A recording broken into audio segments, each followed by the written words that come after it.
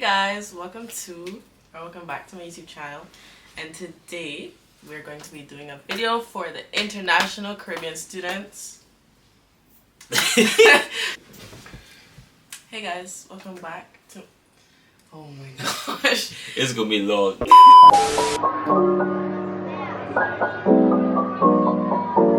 Hey guys, welcome back to my YouTube channel, and today we're going to be doing a video as international students in the Caribbean studying engineering. I study civil engineering, as you probably know, and he studies Chemical engineering. Yes. What's your name? I'm Nick. You study chemical and environmental. Sorry, yeah, chemical environmental engineering. We'll get into that later. But yeah, and you are from, if you haven't guessed from his accent. I even feel like I have accent, you know. But I'm from Trinidad and Tobago. And I'm from Cayman. It's kind of fun, you know. Okay. Yeah, I hope I'm glad that it's fun. What GCSE / O levels did you do? You're taking me back. CXCs. Well, this is for Caribbean students, so what CXCs did you do? Which is the GCSE equivalent in the Caribbean. So I did 7 subjects. I did 3 sciences: biology, chemistry, physics, mathematics, technical drawing, engineering, accounting, maths, general maths and English. I think that's 7. Yeah. And what subjects did you do in 6th form? And what O-level subjects did you need to do those subjects? So I did chemistry, and I did the pure mathematics, Caribbean studies. We had to do Caribbean studies. That was like mandatory, so that was really like a choice. And we had to do, I decided to do pure mathematics, physics. Yeah, pure mathematics, physics, and chemistry. So that was my 3 main subjects. And then of course we had the Caribbean studies and then communication studies. Wait, because you do mandatory. One in like 1 year and 1 year. And one in the second year. Yeah. Okay. In order to do those, of course, you need the 3 sciences and mathematics. Okay. Oh, I know you want to say this. What high school did you go to? Right, so I went to I went to a school called Queen's Royal College. Right, it's one of the oldest schools in Trinidad and Tobago, and it's where the first Prime Minister, of Trinidad and Tobago came from, and I actually went to Oxford in England. Yeah. Remember this camera? Yeah. What were the grade requirements for your course? For my, when you say course, you mean for university? Yeah, university. So, if you remember, I think it had to translate from A levels, right? So I think the A levels requirements were, I think AAB, something like that. And that's for BEng. Okay, sorry. You study bachelor's of engineering, chemical and environmental engineering. Yeah. Yeah. So no, to do that we had to do AAB in either sciences and the mathematics subject. In CAPE would have been like a 1, so 1 is the highest you can get. Yeah, so they accepted your CAPE. They accepted my CAPE. So they said a 1 is an A. 1 is an A essentially. Okay, so and you never had to do like anything extra, like... Thankfully no, which is one of the reasons I really went for England, because they accepted the CAPE, they accepted the Caribbean equivalent of the exams. What subjects do you think helped you the most through university? What do you mean? Because for me, I did geography and even computer science too. Those aren't really civil engineering, but they come up a lot. Certain stuff, people are like, how do you know that? It's because I did geography and computer science, because I think any engineering that you do, you're going to use some sort of like coding thing. I mean, I didn't, but I was kind of supposed to, like MATLAB and like Python and stuff, but you use those. Yeah, so we had to use Python. Well, this is first year university. I mean, it was challenging, but it was beneficial because it kind of helps you all around to understand, okay, you need to use the mathematical concepts I would have done from like GCSEs and A-levels, and you're basically producing it in Python. A lot of the other subjects that I would have done from like secondary school, I kind of transferred across, specifically like the sciences. I remember you saying before that chemical engineering is not that much chemistry. Yeah. People would think probably chemical engineering is about chemistry, so... Yeah, no, that's a big kind of misconception I find. We're not chemists, we're chemical engineers, so Yeah, so actually first year they give you like a basis of understanding because you can't go into a chemical engineering plant and be like, oh, you don't know what this chemical is or this sodium hydroxide. So you get like a base. You just need like a basic understanding of chemistry and what reacts with what and what makes what. But essentially, it's more like kind of the physics of it because you want to like do something small scale. So let's say if you have this, I don't know, you have this device here, and then this device is able to extract carbon dioxide from the air, some sort of absorbent material. But it's really small, it's tiny, and it's made in the lab. So the chemists would have designed this in the lab. But then now we need to be able to expand it up to like large scale so it could be very effective on a large scale. And that's where the chemical engineers come into play. So the chemistry is already done, and we just have to, of course, kind of like blow it up on a large scale. And it's like more processing, which is what we're more interested in. Kind of like making ethanol. Exactly. So, and that was actually, I'm interested in bringing that up because that was our design project this year. We had to design a whole bioethanol plant. We had to look at the economics behind it. We had to look at everything surrounding it. So not just the chemistry as well too, but how profitable it is, how sustainable it is. That's a big thing in this day and age as well too. The sustainability. What are the modules that you did in first year, second year, and final year? Bring it back. So each year we did about 6 modules. You can see he was very serious about his course. Thanks. Each year we did about 6 modules. First year we did like I did environmental as well, so we had to do like introduction to geography where we basically like touch on the military made us touch on field rocks and decide okay what rock was this based on this field or whatever. You know. That's so weird. Yeah, but I mean, it is what it is. We had introduction to chemistry, so it's a basic chemistry module. We did, of course, a mathematics module, analytical measurement, so basically different SI units. So like, of course, America might use something like Fahrenheit, and then here they use like Shots fired. Yeah. And then here we use Celsius. So that's like basic conversions. So if you use kilograms per meter squared, and they use inches per pound, second, whatever, and different stuff like that. What you said just now? Whatever, don't worry about it. But yeah, so that was more like first year, more like the introductory. Second year we got more into it, so we had our first major design project, you know. Did you not have a design project in first year? First year we had like a design week. So we took a week off and we actually went into the field and they made us jump in lakes and measure the flow rates of our lake, and it's more like fun stuff which was actually very beneficial to like our future years. But it wasn't a full on design. But we did have a failed design project that we took on for like a month, design a water treatment plant, but it was like very full on, and it was quite fun actually. And this year I designed my group project. Obviously, we designed a stormwater system and fall water, and that would go to a water treatment plant. So see there's connection between the chemical and the civil engineers. Yeah. Third year. Oh no, second year. So second year we got more into it. I think we designed a bioethanol plant. Second year? Second year as well. My second year we did a bioethanol plant as well. But of course it got in more details. We had to decide more the economics behind it. So how much is the wheat cost? Because essentially you take the wheat and we convert that into ethanol through like fermentation. This is second year. Yeah, the second year. Okay. This wasn't as detailed as third year. I guess kind of mine was like that too, yeah. A building. But every year they do something different. That's because I didn't skip a year, the placement year. And then I went into the third year and this happened to do it again.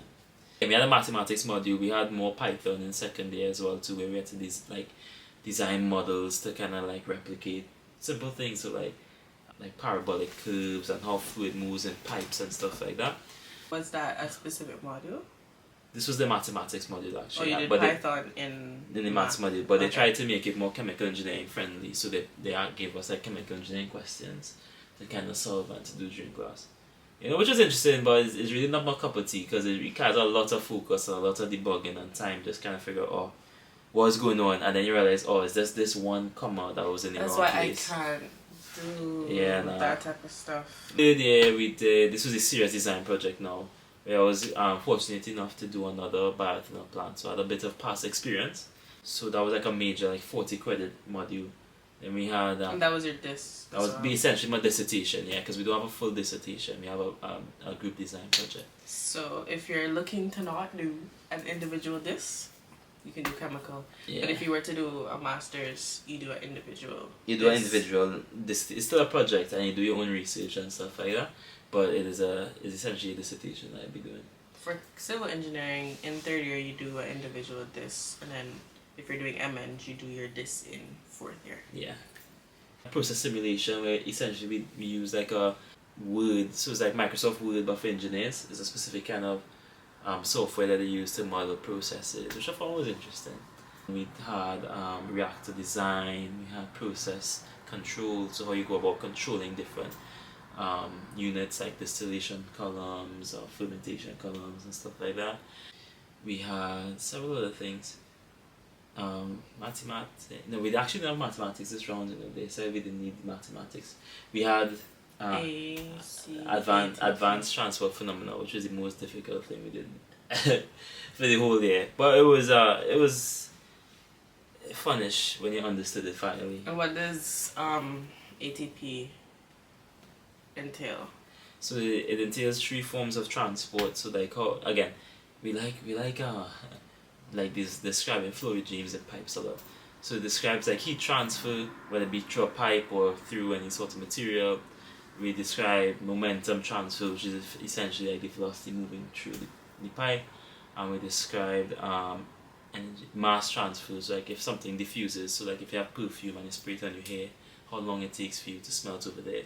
But of course we didn't talk about perfume, we talk about like contaminants in water, how long it will take to get from this point to that point, and which part, like the concentrations at different points, how safe is it here compared to over there. Nuclear zones, where there's like nuclear like fallout and stuff like that. That it's kind of like it could. It could. So like so you have stuff like know the affected area kind of. Yeah, so you have exactly So you have like nuclear zones, or they call it like the Becquerel's areas of I forget the specific name. It's like a gamma chart essentially, and they have like the hot zones and how much radiation you get moving like as you move closer to the source or further from the source. So yes, essentially. So they could make those graphs from. It could make those graphs, but they have much more complicated software that they will use for that as well. So. But like the base principles would be like mass transfer. Yeah. What would you probably won't remember from first and second year, but what would you say is the most challenging module? Or was there any module that you? Oh. Definitely. Or something you didn't like it and you don't even see why you needed to do it. Honestly, probably the Python module, the mathematics module, because we went into a lot of deep mathematics, and it was good. It was good to do, but a lot of it is like when you go into industry and stuff, it's kind of stuff that the computer does for you already. Things that's already done and already like stuff in place. But it's good to have the understanding, but it was not. I don't find it was like 100% relevant or really necessary, because as engineers we just need to like analyze and interpret and say, okay, this happens for this reason, and to modify it and make it better we have to do this instead. The mathematics is important, but to the depth that I think we went into it, it wasn't as necessary unless you go into that aspect of mathematics. Yeah. What about this year specifically? This year specifically, something that I found wasn't as necessary. Or you just didn't like it? Enjoy it? At the start I didn't enjoy the ATP because we had so much other things to focus on, and everything was going above my head, because you want to get the design out the way, you want to get all the coursework out the way, and we just been doing the ATP, which was like 100%, not 100%, but majority exam. So going to classes, I didn't enjoy it because I wasn't understanding it, honestly. I just was just saying like, oh. I guess anything's like that.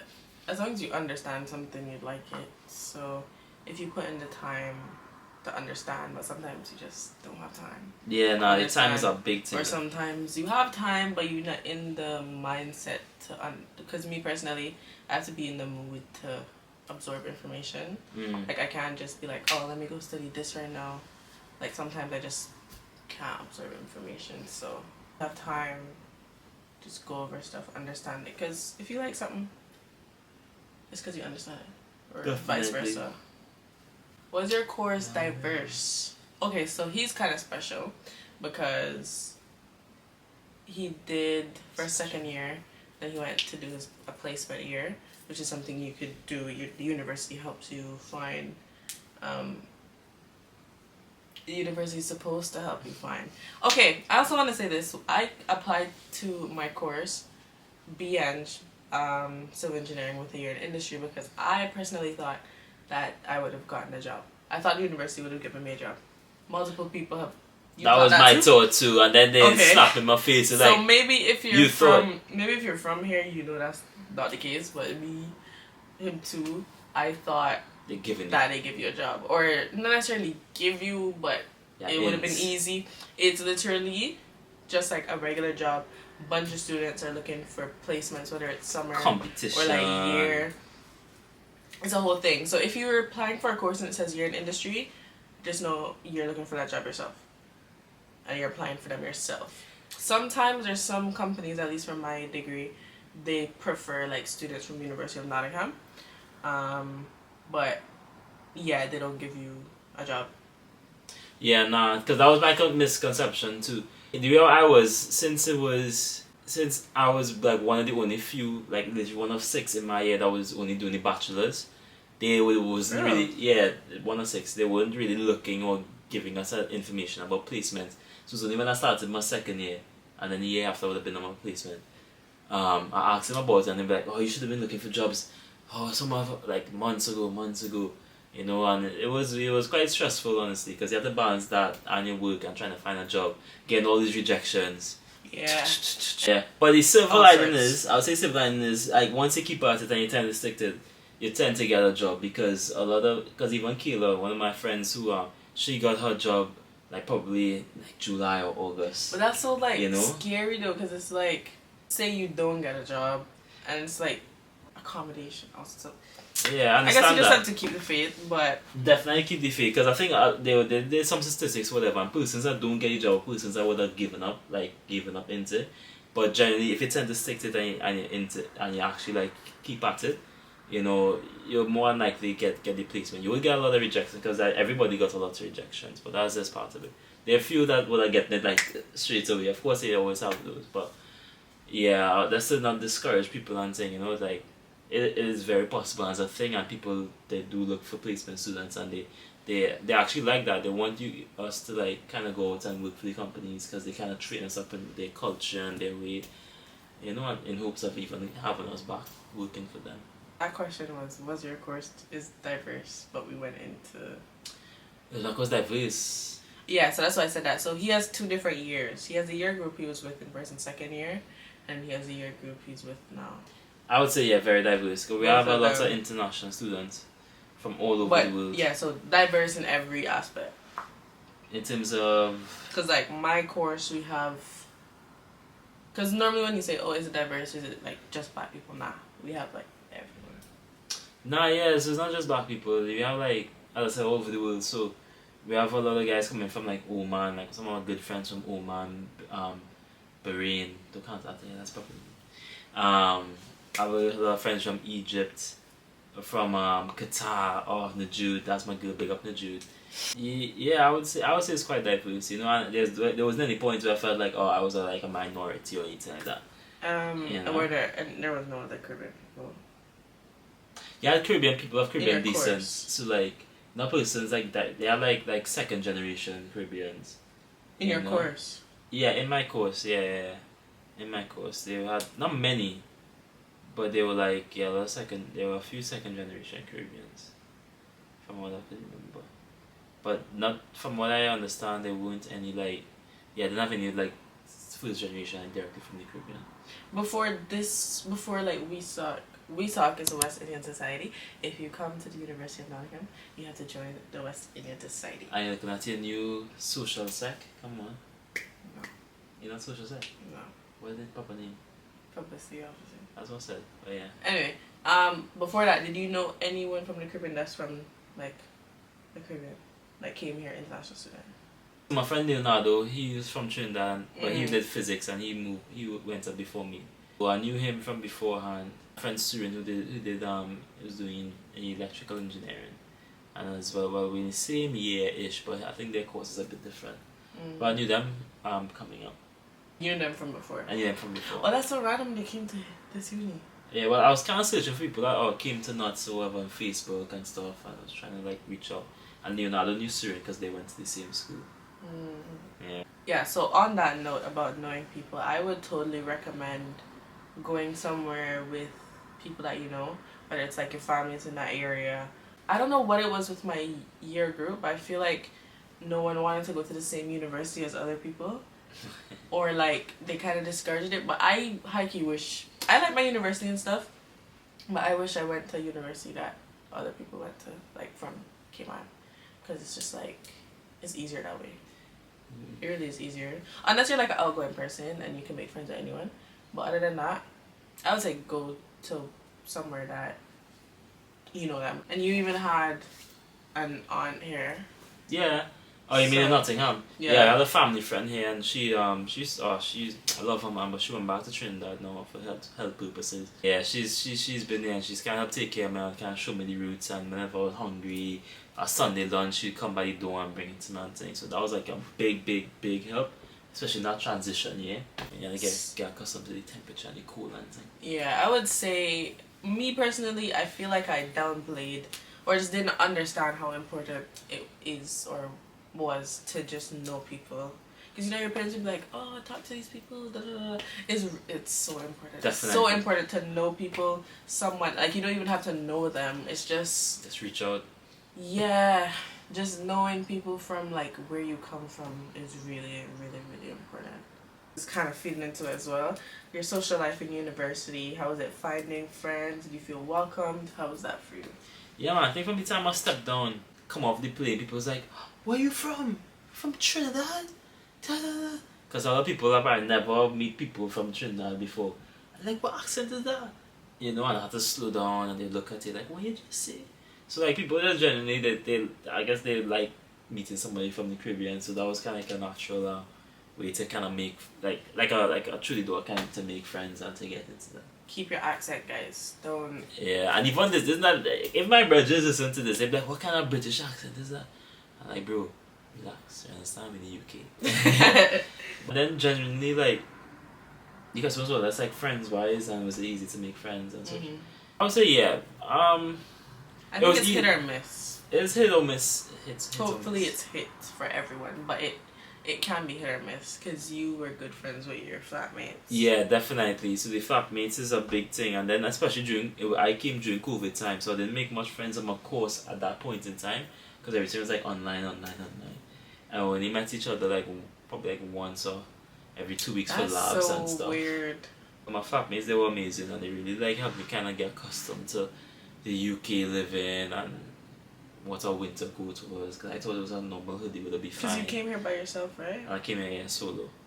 You know, nobody. Not recommended. Don't do that. If you can, come with one of your parents or something. Definitely, if you could. But it's COVID, so. Listen, man, I played with a bunch of engineers from Amsterdam. No English. Mad. Tell us more about your year out in industry, and kind of like, okay, so you have chemical engineering. What broad jobs can a chemical engineer do, and then what did you do? So chemical engineer is more or less any sort of thing manufacturing, anything processing from food, anything like, because I had a friend that worked in like the cereal business, which is apparently a huge business. So she had all that pneumatic transport to move all the oats from here to there. So anything to do with food processing, anything to do with manufacturing, like medicine on a large scale, water processing, cleaning all the dirty water and making it clean and things. The dirty water? Yeah,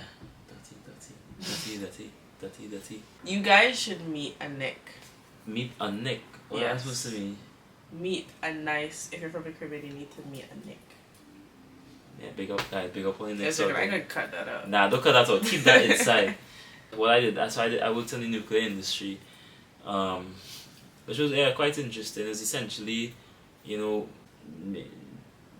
doing some like change, whether we could help out or make whatever changes, but in a nuclear environment, right? I work specifically in decommissioning, so rather it be like breaking down old plants or figuring out how to go about doing this safely without affecting any other like processes and stuff like that. So yeah, it was quite interesting, and I would definitely really recommend it.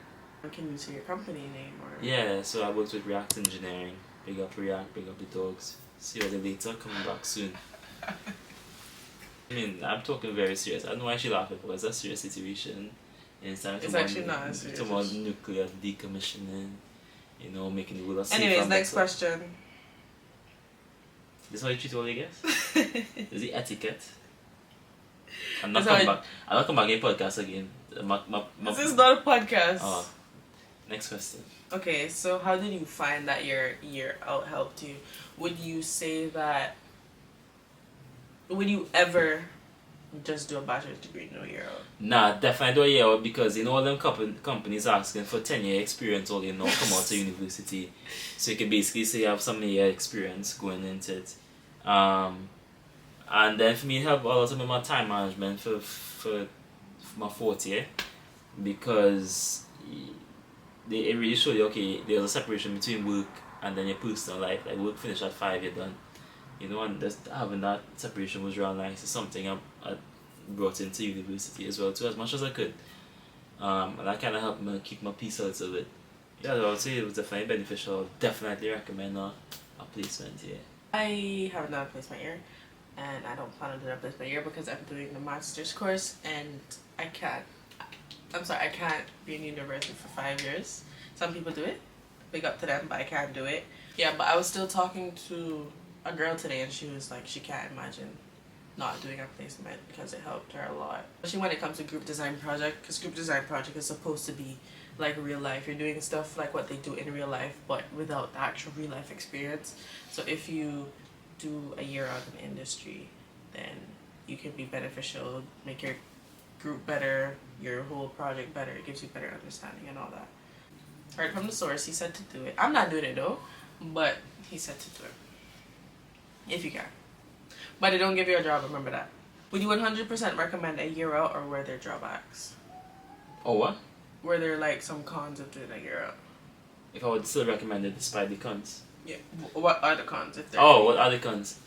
As I said, I definitely recommend it. The cons is a real hit of confidence when you get about 30 rejections. You feel like, what are you even here for? But then when you do get that one, when you move past a specific stage, you feel good. You feel like, yeah.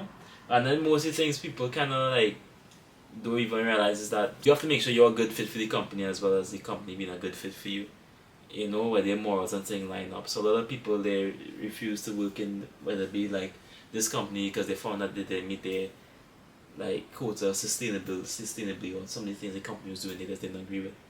And then you realize, okay, they cannot change like differences in morals, and I think that's really important. That's actually really important. Yeah, it's really important to kind of look at, and people kind of overlook like, oh, how can I change or mold myself in my CV or whatever it is to fit the company, when really you want to be comfortable and be happy in that company, and that's what they're kind of looking for. Say like my company, it was a small company, it's about 40 people, and each one of them very helpful, like stuff I didn't know, even stuff I thought was like dumb questions, they would help out and kind of get into and help me move all my items coming up from where I was in Cumbria to North and that. I never knew them before. That's Big up to really Lorna, nice. who, she's been really, really amazing. From before you even know her, I'm bothering this woman to try to help me find a place. She's like, Nick, don't worry, I have like 5 months. You don't have to be looking for a house now. I'm like, but Lorna,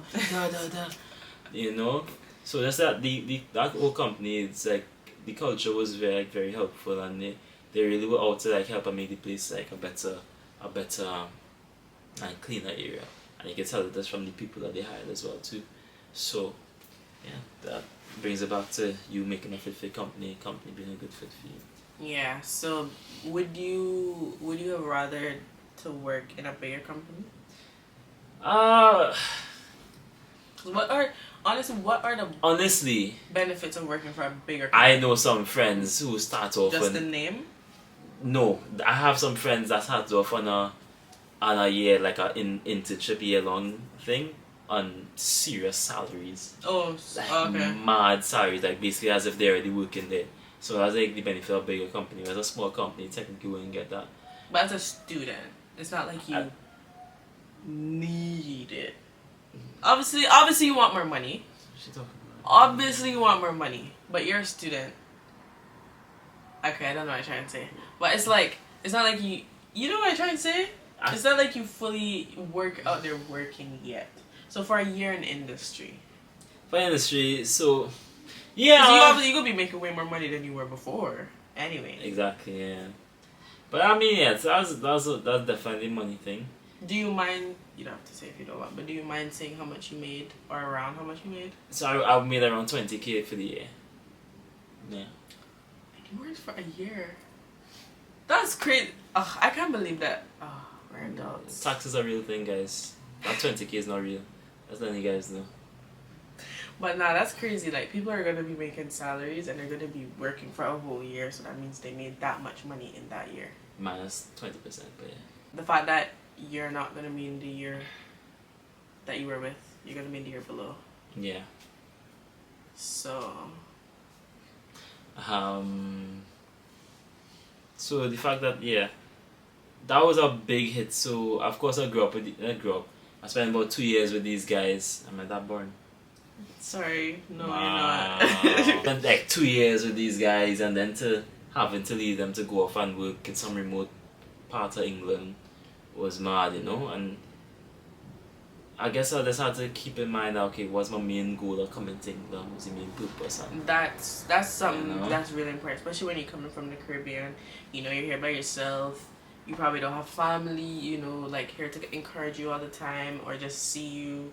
So like it's really easy to just it's easy to stop caring, especially because there's some people who don't go lectures and stuff like that, or they just don't care about university. So if you're around those type of people, eventually you're gonna be like, oh, I don't need to do this, people and then you surround just kind of yourself. forget, because it's really easy to forget, because my government's paying a lot of money, right? Was that a scholarship?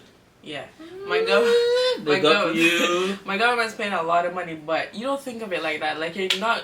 I think someone said how much each lecture is worth. I don't remember the number, but when you think of it like I calculated that.